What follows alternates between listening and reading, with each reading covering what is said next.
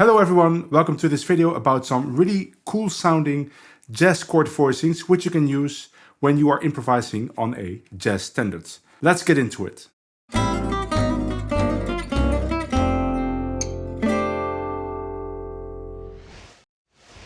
All the examples in this video come from a Peter Bernstein solo which I found on YouTube.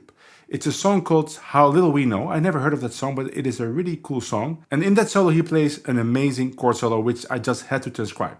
So I took parts of it for this video because I think you can use these chords all over the place. The original solo is played in the key of F, and all the examples I'm going to show you are also in F, but almost everything is very easy to transpose, and I will show you some examples of that as well. We're going to start with the intro of that song. He's playing I think it's an improvised intro. It sets the mood really well, and it just sounds very guitaristic, pretty cool. Some voicings that you might not be playing that often, but it just works really well. So let me show you how it goes. First I'll play it slowly, and then I will play it one time in the real tempo. 1, 2, 1, 2, 3.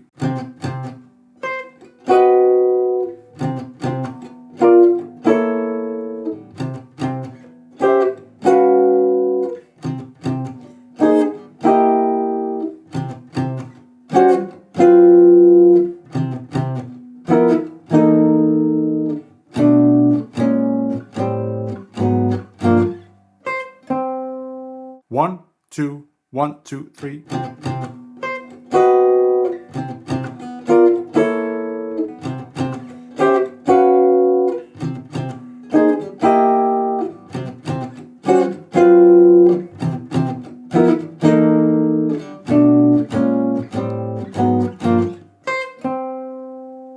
As you can see, this intro spans many frets, so you might ask yourself, how am I going to play this in other keys? But there's some things you can change to make it work in other keys. For example, if I have to play this in the key of D, right, then in the beginning I can keep the same. We start on this low A. 1, 2, 1, 2, 3.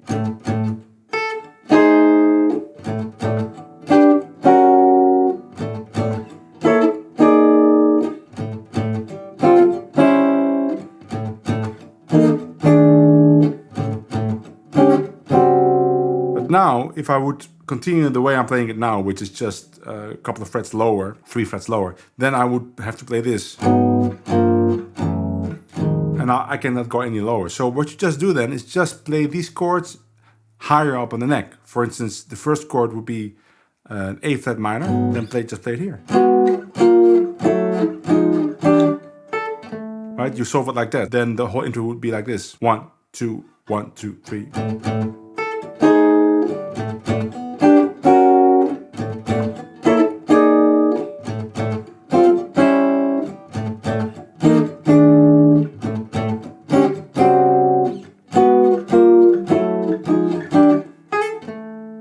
Now those octaves at the end, some songs might be nice to just play a chord there. For instance, you could play A7, some kind of A7 voicing. Let's say you want to play in the key of C and you want to play All of Me, right? So you have to go to that song. So what the tempo of All of Me would be 1, 2, 1, 2, 3.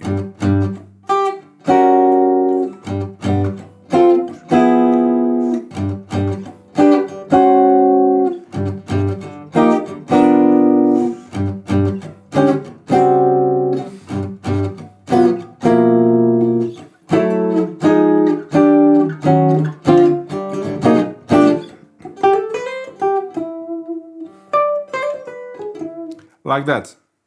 Now, if you wonder about what the names are of all these voicings, I don't think that's really important. They're just nice sounding voicings. They sound very modern. They sound very cool. I haven't thought about what these chords are. I just remembered the order of the voicings, and I suggest you would do the same thing. I don't think that Peter Bernstein is really thinking about chord names when he's doing it. He's just searching for nice sounding voicings, and he's paying attention to the top note. I'm thinking that's the way he comes up with these kinds of intros, just searching for nice sounds and nice melodies in the top notes of those sounds of those chords. Before we move on to the next formula, I wanted to share something with you that I always see in my YouTube statistics, and it's something that surprises me, although maybe it shouldn't. But it is the fact that 70% of you that are watching my videos are actually not subscribed. Of course, I'm very happy with the 30% that is watching, that is subscribed, but I wanted to ask you, if you like my videos, why not subscribe and keep updated on my new videos without the effort of searching for it? You can just subscribe and you'll get notified. Another thing is, I also noticed that usually after I've shown the first thing in the video, the first lick, the first chords, people stop watching, and I understand it because you're gonna grab your guitar and try it out. I would do that too. But I've learned now that is actually very bad for the YouTube algorithm, because the moment people stop watching, the algorithm decides that probably your video is not good enough to watch till the end. So I want to ask you, if you like my video, watch it to the end and then go back and maybe go lick by lick. That would really help me out. Anyway, let's continue with the next chords. The next chord formula is played on the first 6 bars of the tune, and it sounds like this. 1, 2, 3, 4.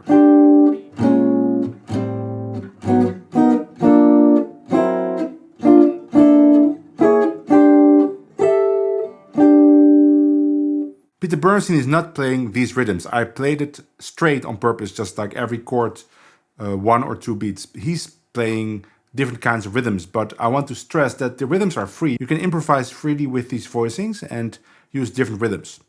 Now, the first 6 bars of the song are F, 2 bars, and then it's a 2-5-1 to F. So you get F, G minor 7, C7. So the first 2 bars, he's just playing chromatically down to the G minor, right? So now there's not too many songs where you can do this. You need a song which has 2 bars of the 1 chord and then a 2-5. There's many songs that have that, but not every song. So the part that you can use in every song is the 2-5-1, which has these voicings, 3, 4.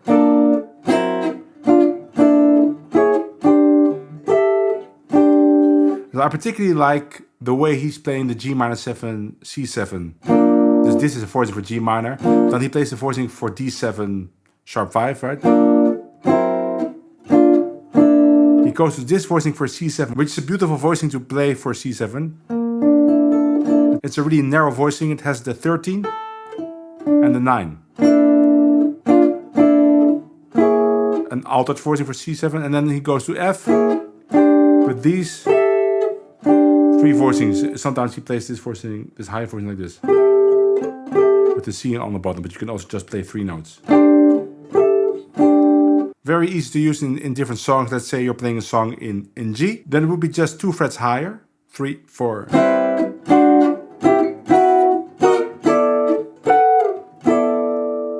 I made a backing track for How Little We Know. There's a link to that backing track in the description. So let me demonstrate this chord formula on the backing track of How Little We Know, and then I'll demonstrate the same formula, or the 2-5-1 part of it, on another song. So let's first do How Little We Know. And of course, I'm gonna be free with the rhythms.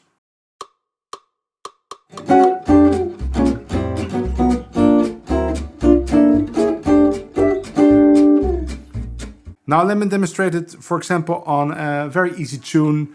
I use that a lot, Coquette. Now Coquette is in the key of D. In D, this is difficult to play because of the oboe strings here.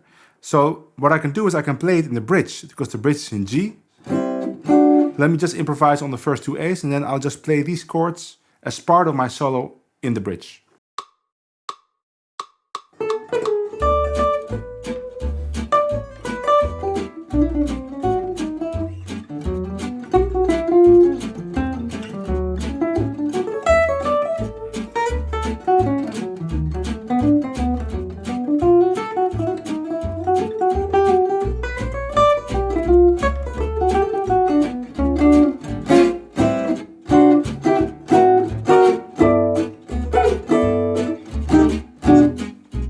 Great to use in your solo as part of a chord solo, or you can even use it during comping, right, behind a horn player or a violin player. Let's go to the next formula. The next part is played again on the first few bars of the tune. I think the first 5 bars, first 4, first 5 bars. Sounds like this. 1, 2, 3.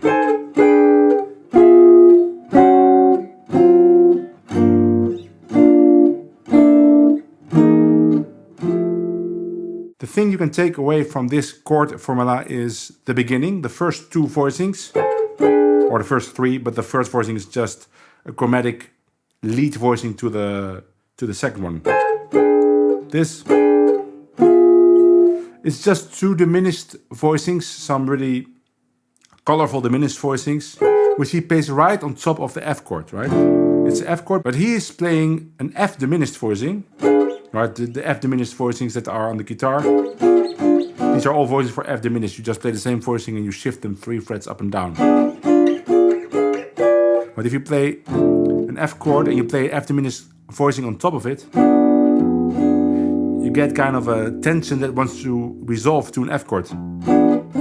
So he's doing that, but instead of doing this, he's playing that 9 with the voicing. And then just shift that voicing 3 frets down. And you could do it again, of course. But he just does it twice. And then he could resolve to an F chord if he wants. And that's the way I would advise you to work with it. Just play 2 diminished voicings and resolve to the 1 chord. He goes on with some other chords because he knows he's going to go to G minor. So he plays 2 chords that lead to G minor, namely A7, D7. Right, but then 2 modern voicings. It's typical Peter Bernstein not resolving to the 1, but instead play some chords that would resolve to a later chord, because he wants to stay away from the 1 chord as much as possible, because I heard him say in a workshop that if you resolve to the 1, kind of that's the ending of the song, right? You want to delay the 1 as much as possible. So instead of resolving this tension, he's playing A7 to resolve to the 2 chord. Of course, there's not many songs that you can do that, but you can do the principle of playing the diminished chords and just resolving to the 1. Right? Let's say we do it on Coquette. So then we would play it like this. 1, 2, 3. Now, of course, this part you can use anytime you have to resolve to a minor chord. And then there's the 2-5-1.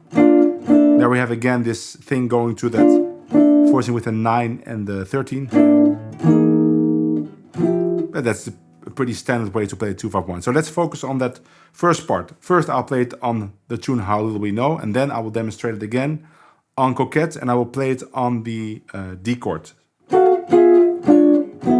And I'll play it in the second half. So the first half I'll just play some theme, maybe some solo, so you can hear the chords in more of context.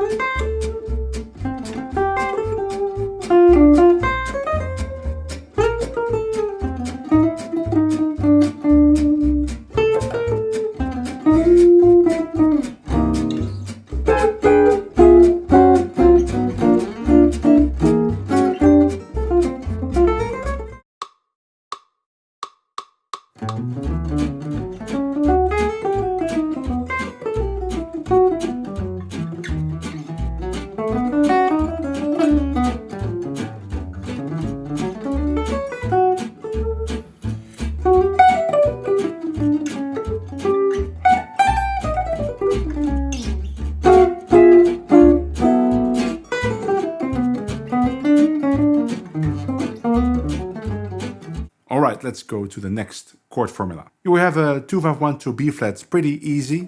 It's played in the second half of the song where there's a 2-5-1 to B flat, and it sounds like this. 1, 2, 3, 4.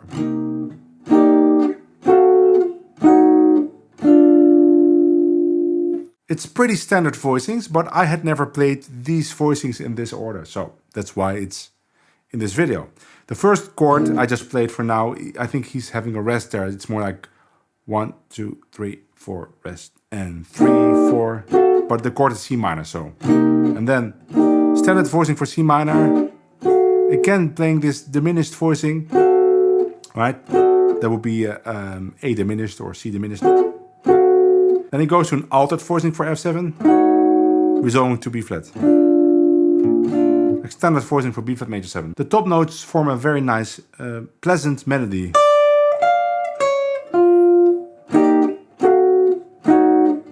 And it's important that you realize that melody, that you also try to bring that melody out. So let me just play that on How Little We Know, and yeah, we can play it on the bridge of Coquette, right? I could play it on the 251 to G. 251 to D would be either very high, but it's definitely possible, or low, but then we have open strings. So let's just mainly play it on the bridge. But first, How Little We Know.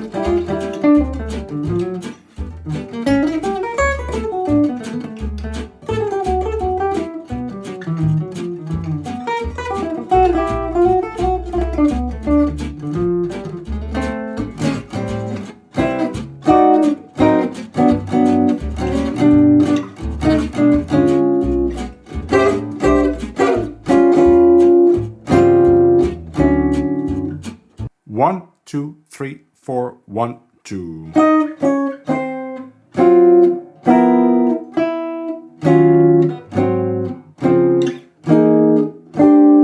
So these cool chords are really meant for the tune How Little We Know, because that tune ends with A minor, A flat 7, G minor, C7, and then the turnaround F.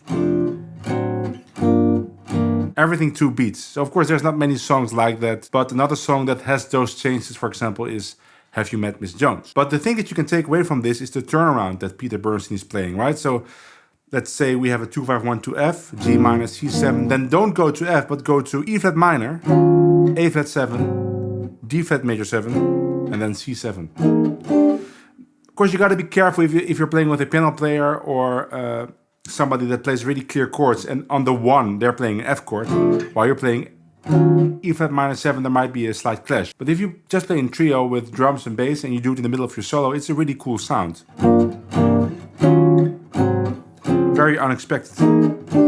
So I want to demonstrate it on How Little We Know, but then do the whole thing with all the other stuff. But then on Coquette, I want to do it too, but then don't play these exact voicings because it will be very low or high. But just do the principle. So we have E minor 7, A7, then we go to C minor, F7, B flat major 7.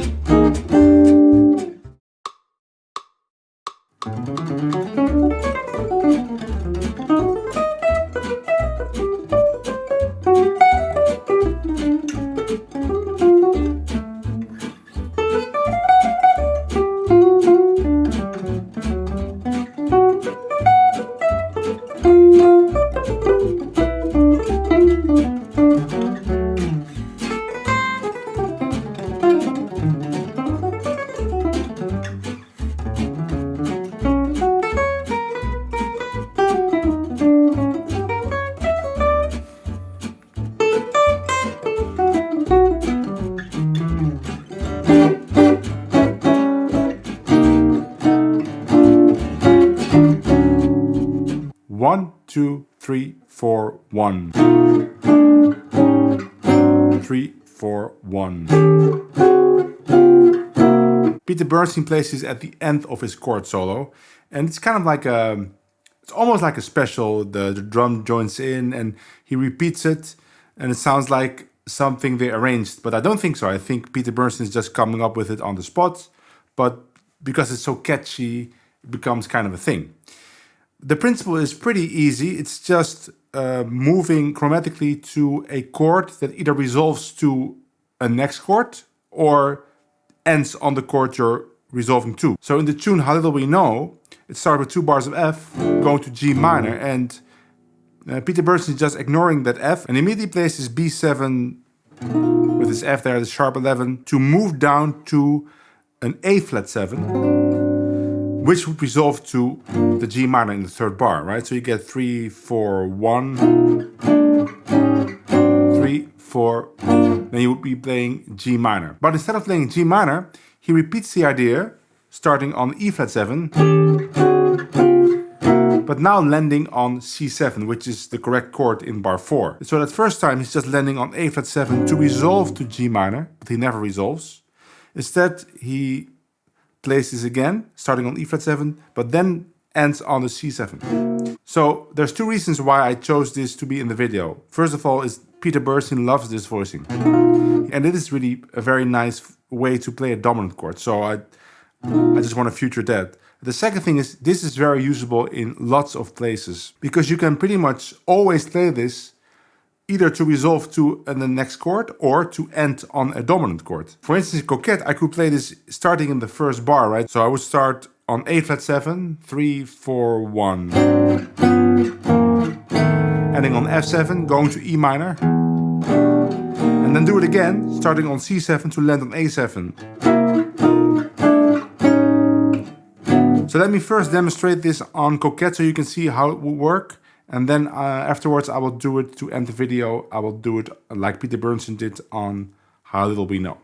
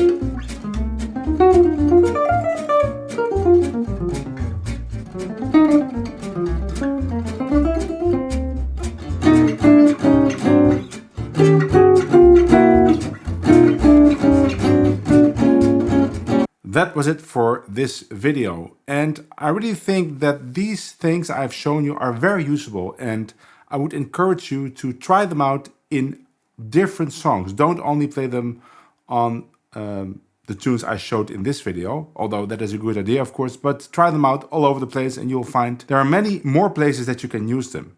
Also check out my previous video on chord formulas, I will link it in the description, and you'll find even more chords you can use. If you've been following me on Twitch, then you might have noticed that this week I wasn't streaming. I also didn't make any videos on YouTube. That's because we are in the middle of a heat wave. Today is a little bit cooler, but it's still incredibly hot in this room. But for the rest of the week, it was impossible to be in this room for longer than, I don't know, 15 minutes, let alone having cameras and lights pointed at you was just not possible. But hopefully next week it will cool down even more and I can start my streaming activities and of course video producing activities. If you want to be part of that, follow me on Twitch and you can ask me questions and I'll answer them happily. So hopefully see you there, or I will see you in the next video. Bye!